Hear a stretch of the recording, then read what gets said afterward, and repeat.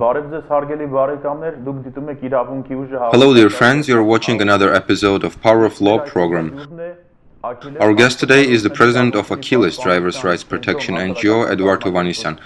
Hello Mr. Hovhannisyan, thank you for accepting our invitation and being in our studio today. Traffic police has been going through some reforms, especially recently. So what kind of complaints are you receiving from drivers these days? First, I want to say yes, indeed, there have been many reforms implemented in recent years in traffic police and generally in traffic regulation area. We recognize that. At the same time, I want to say that recent traffic rule and penalty reforms suggested by traffic police have put our drivers into a hard social and economic critical condition. Why? Because the size of penalties have critically increased. We have calculated that the police extra budget income will double. We believe this was done in regards to the approach of the world crisis. But they did what they did and what they had to do. And we have had what we have now. The law was adopted and we are encouraging our drivers to use and learn the rules, since everything starts with unawareness of laws, unawareness of government decisions, etc. And currently we are receiving mainly complaints as opposed to previous queries. The complaints relating to police-officer relationship. Recently a camera was installed on Rubinyan Street. It happened on April 20. Some 50 to 100 meters away, a notice was placed, a sign notifying about the speed limit of 40 kilometers per hour, but it was placed in an invisible place behind a tree. Of course, driver could not see it and drove as usual at 60 meters per hour, and suddenly the driver, several times passing there, naturally gets surprised. 1 month or 20 days later receiving several penalty bills for breaking 60, 50 or other limits exceedings, from 10 to 20,000 dram penalties. Fortunately, we visited the site and took footage of the covered sign. After stripping the tree, it became more visible, and we have the photos from before and after making it more visible. And now that drivers see the sign, naturally they don't break the limit.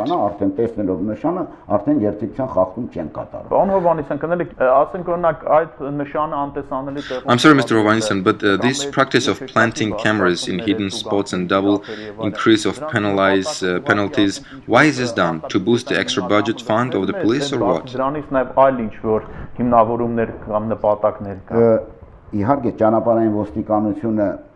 Of course, traffic police has the slogan, we do it to regulate traffic and bring order. But we say that the order is in place. Let's admit that it was created thanks to traffic police, especially compared to previous times. Yes, one can see the change for the better, obviously.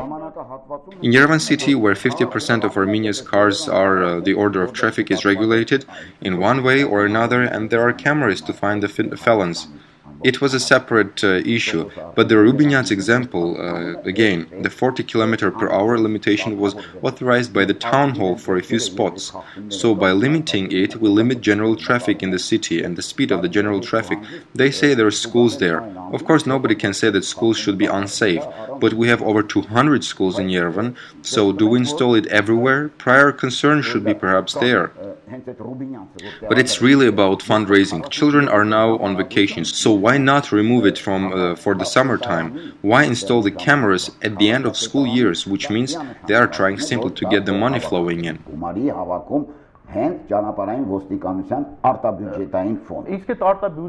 And this extra budget fund, is it transparent? Is there a way to see where the money goes?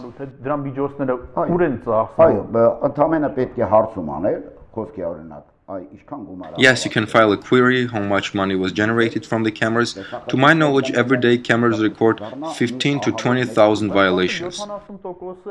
But I've heard that 70% of the money goes to the company operating the cameras. Is that right? Right. So the traffic police in this situation is simply doing business with the organization that installs the cameras. It's just joint business and not so much traffic regulation. Now we don't mind, no problem, do your business. It's business everywhere anyway, but the business should be directed at creating rules. But a stick has two ends. If you have cameras, what's the point of so many officers cruising the streets? The cameras do their jobs and record fines. Now the officers detect an unfastened seatbelt and fines for that, or just pulls over a car and tries to find a fault. We believe it's not a method. Recently, they impounded cars for making too much noise. But where's the noise standard? We support silent driving, of course, but let it be regulated properly. Of course, it needs to be regulated. Sure, let them fight against noise, let them measure decibels, let them use special equipment and apply standards, but all they do is just receive orders to impound and find some noisy cars. And what do your observations show? Do these measures help reduce corruption in the system or not really?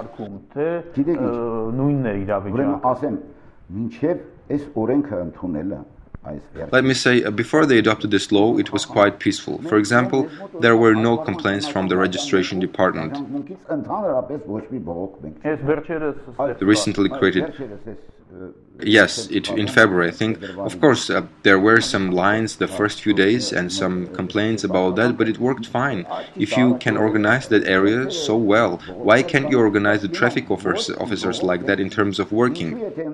So the regulation between driver and officer is positive. People complain not so much about the penalty as much about attitude. We have this one case where the complainant admits his responsibility but says that the officer didn't follow procedures, didn't file his case and didn't record the nature of violation. And when the car was impounded, didn't register the condition of the car. Citizen said with a few minutes that his wife would be getting a license, but they didn't. They just impounded the car. He told them, my wife is on the way, just a few minutes away. Didn't even register the impounding. And when the wife came, she asked to file the case so they can pay the fine, but they didn't, and the driver had to return the next day. So some traffic police officers plainly break the rules. Yes, what does breaking rules means? Corruption risk. No matter what, it's corruption risk. And we sent a complaint to the chief of police and the response came saying, you broke the rule. But the citizen doesn't say he didn't. He complains about the treatment and attitude of the officer. Now we are forced to send a second letter to Mr. Gasparyan to inquire how they are working on this case. Are they trying to save the officer by all means and justify his actions? So if we draw a comparison, the registration offices are in much better shape than those working in the streets. Yes, they are serving in full compliance to rules and laws. Well, it's gratifying that this area, which was source of complaints and corruption, is now functioning properly. Yes, we used to file 33% of complaints to the registration offices, but now we have none, which means that the reform did work and it was modernized. You know, I even see no difference between our and Georgian registration offices. So we just need to find a formula and apply it to the traffic police to eliminate rule breaking and corruption risks. The officers break the rules now. Sometimes drivers disagree with their decisions and they just take away the license and drive off. While it's illegal, they need to record the case and explain the procedure and give the written decision to the drivers. It's the law and it's the government decision. They don't do it. Well, okay, sometimes it's the drivers who call us and will come and solve the issue with the officers on the spot, but that's not a comprehensive solution. It's the phenomenon. Right, there seemed to be a deal between officers and the people behind the cameras, as sometimes officers encouraged to go through the red light, but the cameras record and find the drivers, and the driver can't prove anything as the camera just records the violation, but the violation was encouraged by the police officer. Yes, and what do the rules say? They say that drivers have to follow the instruction of the police officers even if those go against the rules and signs, so it can cause disputes. Yes, but now can the driver now prove that he was instructed by the officer? Mr. Hovhannisyan, and what can we do to improve the culture of pedestrians and drivers, where we also have quite the plight?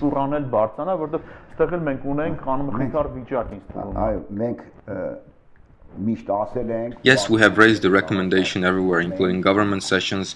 We need training, so we need to train children from school, even preschools, because it's fixed in their International Traffic Convention of 1968, which was ratified by our parliament in 2006, and it clearly states that it must be mandatory to educate these items at school. I repeat, mandatory, but it doesn't happen.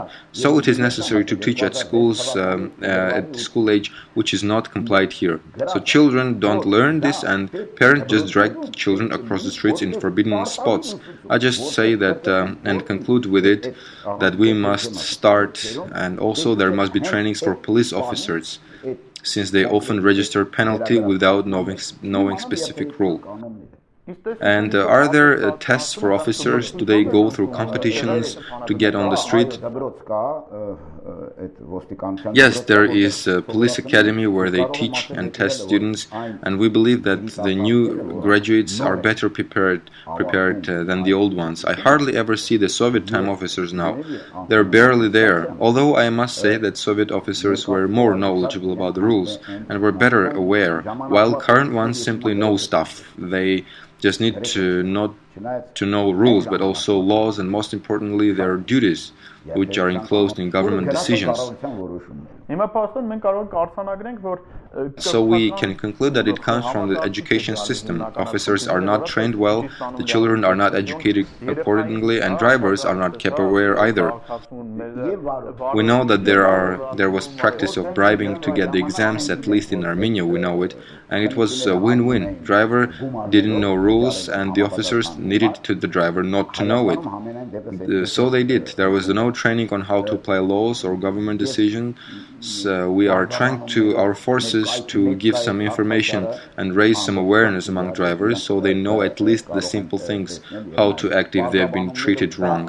We have published brochures, published books, and even we have books, explanations and cues. We have it online on our website.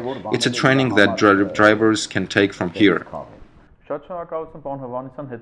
Thank you very much, Mr. Hovhannisyan, for the good work, and keep it up. Thank you for inviting me. Let me remind that today's guest of Power of Law program was President of Drivers' Rights Protection NGO, Eduard Hovhannisyan. We listened to our guest's opinions about the traffic rules, and now let's listen to the opinions of our residents. And I say goodbye to you. Keep watching us. Did the registration of speed recorders and cameras positively influence the traffic regulation? Yes, I'm a driver and I'm happy. It makes less accidents. It's really good.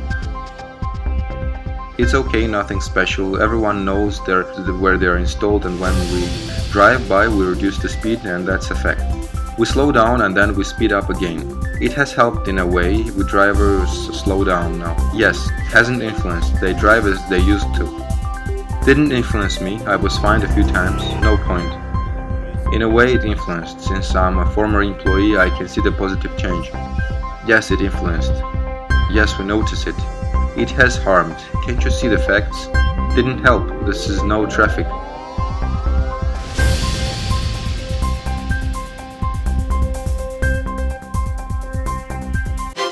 Have you come across corruption phenomena in traffic police? No. Well, it's all the same. Frankly, I haven't. Personally, I haven't. They don't pull you without reason. No. Corruption risks have quite reduced. On each step, the traffic police is totally corrupt. What needs to be done to make drivers and pedestrians more law-abiding? Pedestrians need to be brought to order, as drivers are more or less, but pedestrians have their freedom on passages and abuse it on all rights. I think nothing. I think if pedestrian is crossing, driver must yield. I think we need a law that if driver runs over pedestrian crossing in the wrong place, driver shouldn't be punished. They are mainly law-abiding already, but it's more, there are more cases they don't yield. Well, a person must be law-abiding, but it's not just laws, the person must be appropriate himself. If they further increase the cameras, I think it will further improve. They need to have the level to know the rules.